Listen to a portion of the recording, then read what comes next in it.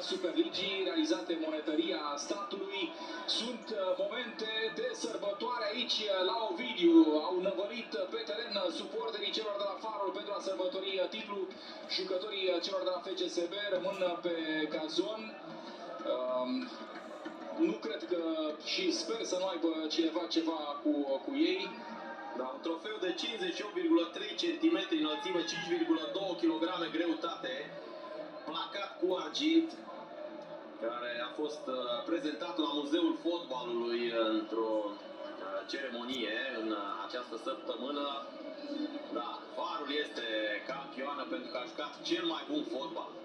Cel mai bun fotbal în acest sezon a fost jucat de Farul Constanța, de departe.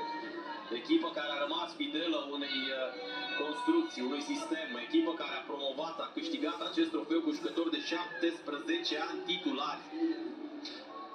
Și vorbim despre al patrulea trofeu din istoria al grupării fondate de Gică Hagi în 2009. În 2017 ne-a luat titlul, în 2019 Cupa României și Supercupa României. Acum încă un titlu. Farul va merge în preliminarele UEFA Champions League, FCSB în preliminarele Conference League. Nu sunt, mai sunt totuși necunoscute în finalul sezonului pe plan intern.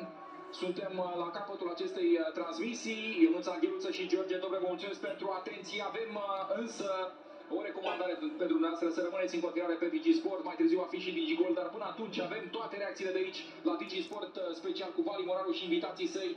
Va fi o ediție cu totul și cu totul specială. Mulțumim pentru atenție, felicitări Farul pentru câștigarea titlului, felicitări și celor de la FCSB pentru felul în care au luptat în acest sezon. Toate cele bune, la revedere!